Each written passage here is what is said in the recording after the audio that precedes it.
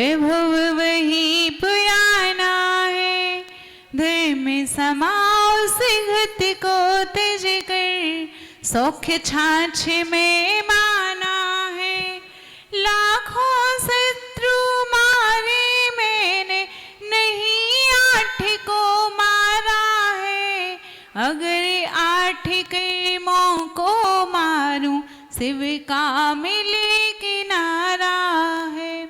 बोलिए अनंत अनंत सिद्ध परमेष्ठी भगवान की, अहिंसा परमो धर्म की, संत शिरोमणि आचार्य गुण श्री विद्यासागर जी महामुनि राज जी की, वात्सल्य मोती आचार्य गुणत गुरुवर श्री आर्य सागर जी महाराज आचार्य संत दो साधु के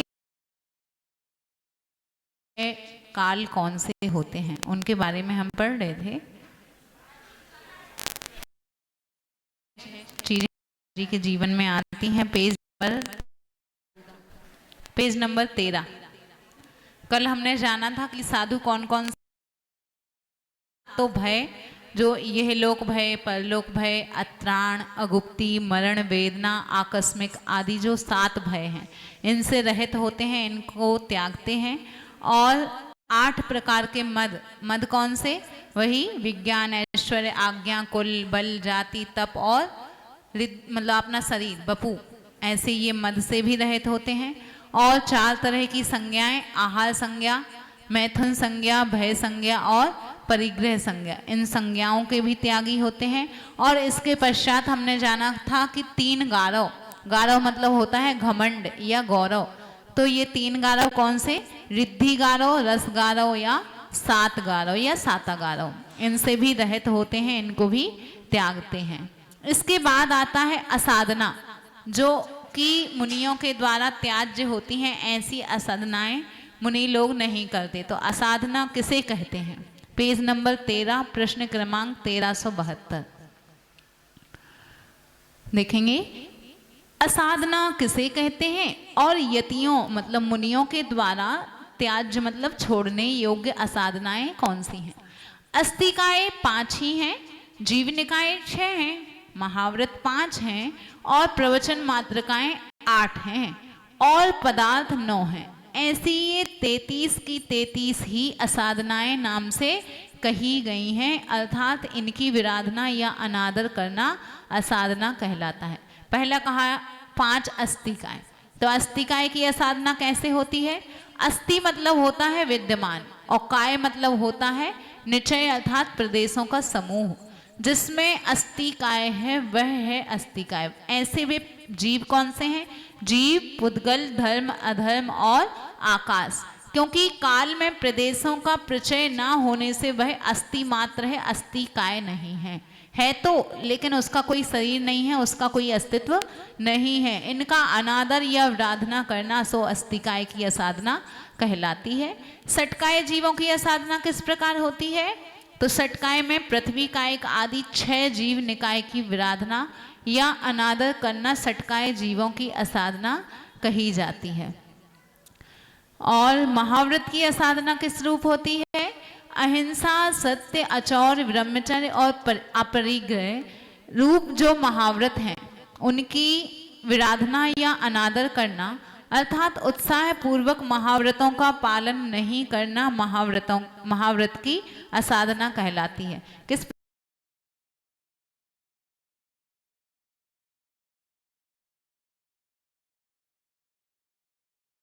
अतिक्रमण, कायोत्सर्ग आदि, तो उनका अच्छी तरह से परिपालन नहीं करना, उसमें दोषों का लगना, सो ये विराधना होती या तो अनादर। अगर सामयिक छोड़ दी तो एकदम अनादर ही हो गया, और अथवा फिर सामयिक का काल उन्होंने कहा कि 1.5 घंटे करनी है तो उसमें भी आधे घंटे करी, तो ये हो गई विराधना की उसमें कुछ दोष लगे। और अनादर वो होता कि एकदम से पूरी ही छोड़ देना।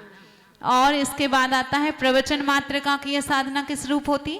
प्रवचन मात्र का 8 होती। कौन सी? 5 तो समितियां और 3 गुप्तियां। हम जानते ना, ईर्ष्या, भाषा, ऐष्णा, आदान निक्षेपण और व्युत्सर्ग अथवा प्रतिष्ठापन, ये 5 समितियां होती हैं। और 3 गुप्ती, मन गुप्ती, वचन गुप्ती और काय गुप्ती। इस प्रकार इनको मिलाएंगे तो 8 ये 8 तरह की प्रवचन मात्रका का अनादर या आराधना करना प्रवचन मात्रका की असाधना है। और 9 पदार्थ की असाधना किस रूप है? असाधना मतलब अवहेलना, उसका अनादर करना, ये होती है असाधना। 9 पदार्थ की असाधना कैसे? 9 पदार्थ कौन से हैं? जीव, अजीव, आश्रव, बंध, संवर, निर्जरा, मोक्ष, पुण्य और पाप। इनका अनादर करना या विराधना करना, अर्थात 9 पदार्थों का श्रद्धा का अभाव होना, ये 9 पदार्थ की असाधना कहलाती है। हम नहीं समझें कि जीव क्या है, अजीव क्या है, मतलब शरीर अलग है, आत्मा अलग है, आदि आदि जो कुछ भी है, इसमें विराधना होना या बिल्कुल भी विश्वास ही ना होना कि हम कहें कि शरीर और आत्मा एक ही है, कुछ नहीं है, ऐसा कुछ भी कहना, तो ये होती है 9 पदार्थ की असाधना। कोई भव्य साधु आत्म संस्कार काल से लेकर संलेखना काल तक की आलोचना गुरु के पास किस प्रकार प्रकट करता है।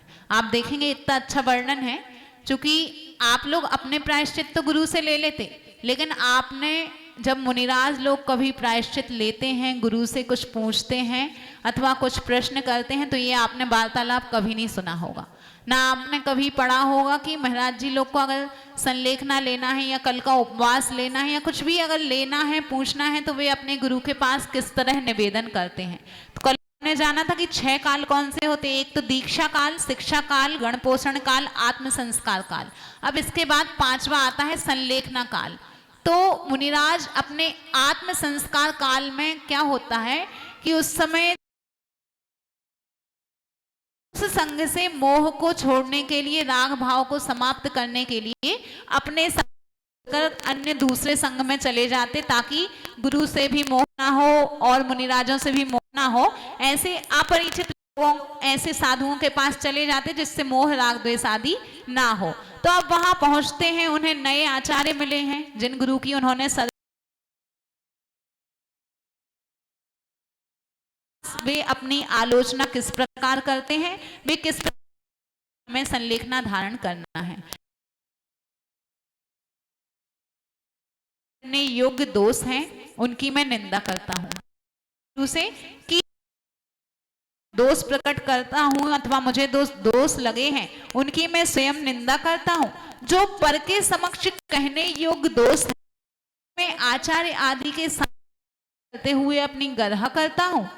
और मैं चारित्राचार की आलोचना पूर्वक संपूर्ण बाह्य अभ्यंतर उपधि की आलोचना करता हूँ। अर्थात उपधि मतलब होता है विषय कषाय या परिग्रह, परिग्रह से उपधि का अर्थ लिया गया है, अर्थात संपूर्ण उपधि को अपने से दूर करता हूँ। तात्पर्य यह हुआ कि जो उपधि अर्थात परिग्रह निंदा करने के योग्य है उसकी मैं निंदा करता हूँ, जो गर्ह करने के योग्य है उसकी गर्ह करता हूँ, और समस्त बाह्य अभ्यंतर रूप उपधि की आलोचना करके अपने से दूर करता हूँ। इस प्रकार वे भव्य साधु आत्म संस्कार काल से लेकर संन्यास काल तक की आलोचना गुरु के पास प्रकट करते हैं। निंदा मतलब स्वयं आलोचना करते हैं, अपने आप को कोसते हैं, ये निंदा होती। गर्हा मतलब एक बार गुरु से बस बोल दिया कि मुझसे ये दोष हो गए, मतलब बखान कर दिया, तो वो गर्हा होती। और जो तीसरा होता है आलोचना, कि जो भी बोला उसका गुरु ने प्रायश्चित दिया और हमने प्रायश्चित को ग्रहण करके उसको अपना लिया, उसको जीवन में ढाल लिया, तो ये होती है आलोचना। ऐसी निंदा, गर्हा और आलोचना होती है। यति लोग जिन निर्यापक के पास आलोचना प्रकट करते हैं वे आचार्य किन गुणों से समन्वित होते हैं। दूसरे संग में चले तो जाएं, लेकिन क्या गुण उन आचार्य के पास देखें, तो कहते हैं कि जो ज्ञान, ध्यान, तप और चारित्र इन चारों में अविचल हैं, धीर हैं, आगम में निपुण हैं और रहस्य अर्थात गुप्त दोषों को प्रकट नहीं करते हैं, ऐसे गुणों से समन्वित आचार्य आलोचना सुनने के योग्य होते हैं। अगर शिष्य ने कोई गलती कर दी और शिष्य बखान कर रहा, पूरी एक एक बात बालकवत उसने अपने गुरु को बता दी, तो गुरु ये नहीं कहते कि किसी सभा में उस चीज को लाएं अथवा और दूसरे मुनिराजों को उनके बारे में बताएं, तो वे स्वयं सुनते हैं, उसका गुप्त दोषों का प्रकट नहीं करते, उनको दूसरी जगह प्रचारित नहीं करते। ऐसे गुणों से समन्वित में महान आचार्य होते हैं। आलोचना के बाद मुनिराज संलेखना के पूर्व किस तरह की क्षमा याचना प्रकट करते हैं। अपन अच्छे से पढ़ लें ताकि हम भी कभी मुनि बने तो हमें भी तो गुरु के पास आलोचना करनी होगी, हमें भी तो नियम लेने होंगे। तो क्या कहना चाहिए, जब संलेखना लेना है उसके पहले क्या भावना भानी है, क्षमाएं किस प्रकार करना। तो राग से अर्थात माया लोभ या स्नेह से, द्वेष से अर्थात क्रोध मान से या अप्रीति से मैंने आपके प्रति जो अयोग्य किया है अथवा जो मैंने प्रमाद से किसी के प्रति कुछ भी वचन कहे हैं उन सब की साधु जनों से मैं क्षमा मांगता हूँ, उनको संतुष्ट करता हूँ। तात्पर्य यह हुआ कि मैंने राग या द्वेष बस जो किंचित भी अयोग्य अनुष्ठान किया है उसके लिए और जिस किसी साधु को कुछ अयोग्य कहा है उन सभी से मैं क्षमा करता हूँ। इस प्रकार क्षमा याचना प्रकट करते हैं। शिष्य द्वारा प्रायश्चित ग्रहण की इच्छा से गुरु के समक्ष एकांत में निवेदित किए गए गुप्त दोषों को अन्य किसी के समक्ष प्रकट नहीं करना, ये गुरु का कौन सा गुण कहलाता है। तो ऐसा ये गुण अपरिश्रावी नाम का गुण कहलाता है।